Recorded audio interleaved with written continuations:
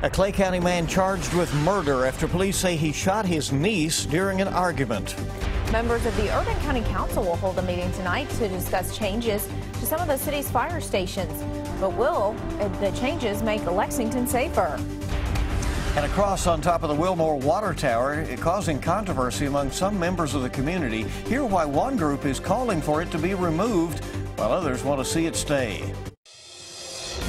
Tracking, alerting, protecting. This is WKYT This Morning. Good morning from WKYT. Welcome in. Great to have you along with us as we get Tuesday off and rolling. I'm Bill Bryant. And I'm Rebecca Smith. Let's see what the weather has in store on this Tuesday with Micah. Well, we had some showers and thunderstorms yesterday evening off into the night. Those have since moved out, and we're not looking so much for a chill in the air this morning. Temperatures are dropping, but they're not dropping much. We're sitting there in the upper 50s to around 60 degrees. It's actually quite comfortable outside.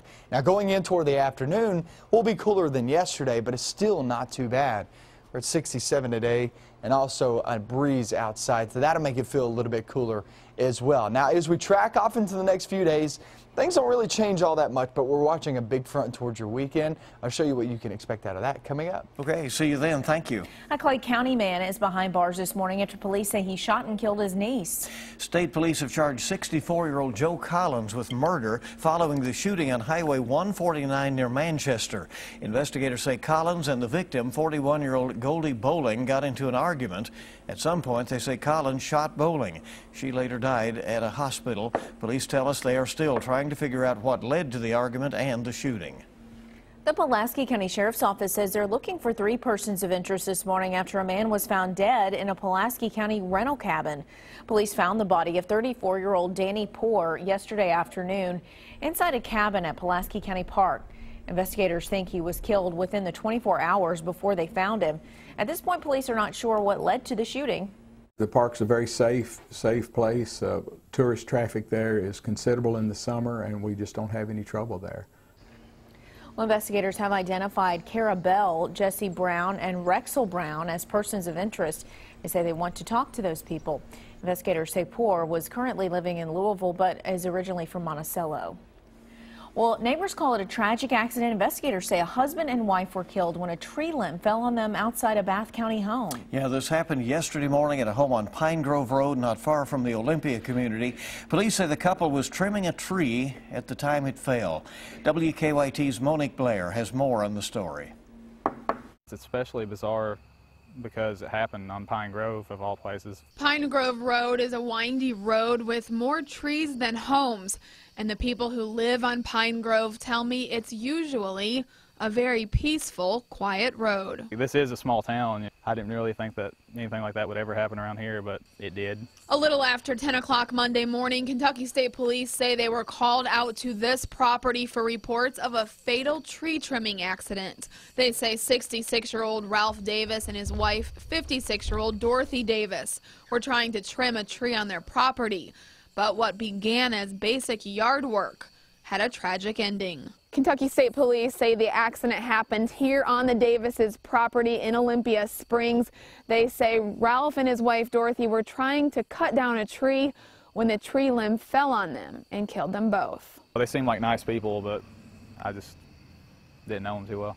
Ryan Beecraft lives just a few doors down from the property the Davises owned. He says for years he has known the couple to work on their property. And although they seemed friendly, Beecraft says they kept to themselves for the most part. It looked like they were working on that concrete foundation with a little house on it, and he waved at me one time I went by and got his dog one time. Besides that, I didn't really talk to him at all.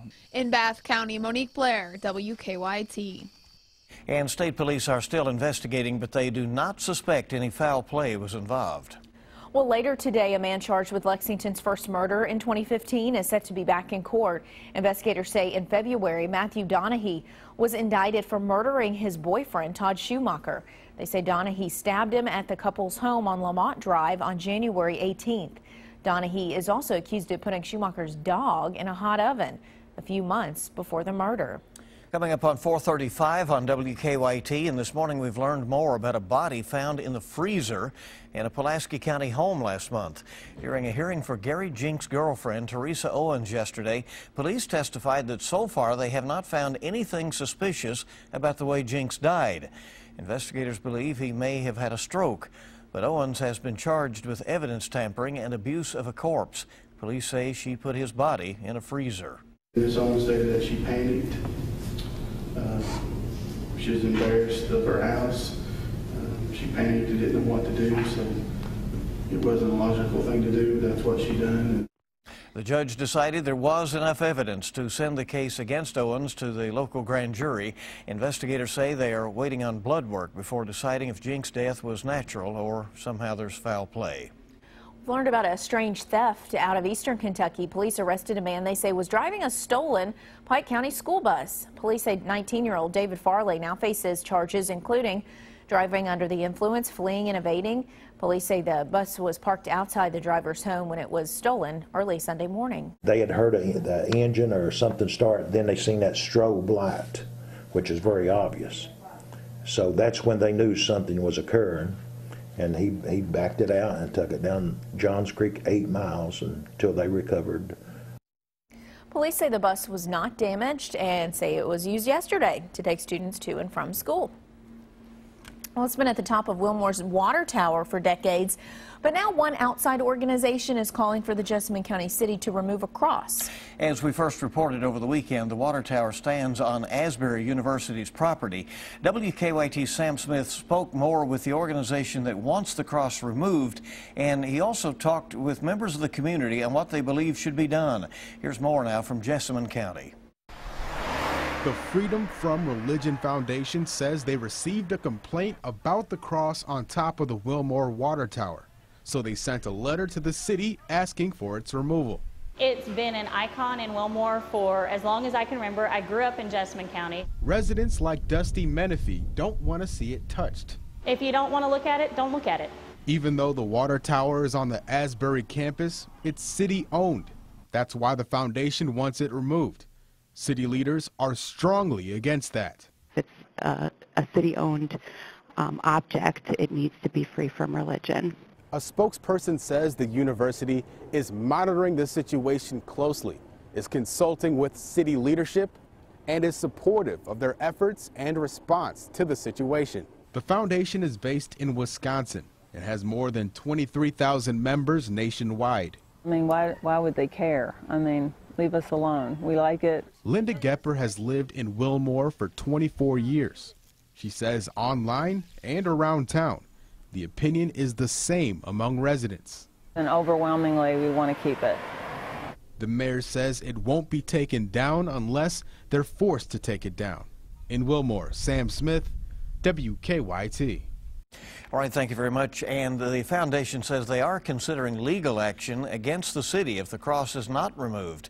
Now, you can read their entire letter to Wilmore city leaders. We have that for you on WKYT.com. A group of Rowan County officials hope to meet with Kentucky Governor Steve Beshear today to talk about the issue of county clerks and marriage licenses. Rowan County Clerk Kim Davis and 2 other clerks in the state say they cannot issue marriage licenses to same-sex couples for religious reasons. According to the Family Foundation, the group from Rowan County says that they want to offer the governor help in resolving the situation. The governor has refused to call a special legislative session to address the issue. The Lexington Urban County Council will be holding a meeting tonight to review a newly released report that suggests making changes to some of Lexington's fire stations. The city paid Public Safety Solutions Incorporated to conduct the study, which is based on population shifts in Lexington. The report recommends combining the Marino Street and West Jefferson Street fire stations downtown and relocating the fire stations on Tates Creek Road and Finney Drive. It also recommends adding a fire station in the Masterson Station area. In tonight's meeting, Urban County officials will be discussing those suggestions, and they'll see if there are some ways they can better protect the city. Christmas is just about 2.5 months away. Whoa. And the Lexington Fraternal Order of Firefighters is already thinking about its annual toy program. But to get started, firefighters say they need a building to store all the toy donations and a place to hand them out. Now they are asking for help. Firefighters asking for someone to donate the use of a building for the toy program. They say they usually can't run the program out of the same place each year. That's why, unfortunately, we have to move year to year, because by the time we wait for the next Christmas, that building is either re-rented or torn down, or someone's looking at it to buy. Well, firefighters hope to use a 15,000 square foot building, preferably with heat. Don't blame them. Working bathrooms and plenty of parking. If you can help out, you're asked to contact the fire department as soon as possible. Firefighters say the program helps about 2,000 children in Fayette County each and every year. All right, so see if you can help them and help the fire department with a little space out there. Yeah. It's an easy problem to understand. 4:40 the time, 20 before 5 on WKYT. So we're talking about back pain in kids. It is possible if they're lunging around and lugging around too many books in their backpacks. Moms Every Day has more on that next. And we're looking for pretty nice temperatures out there for today. A little cooler by the afternoon. And then we look towards your weekend. There's not much going on during the work week. I'll get into that forecast coming up next.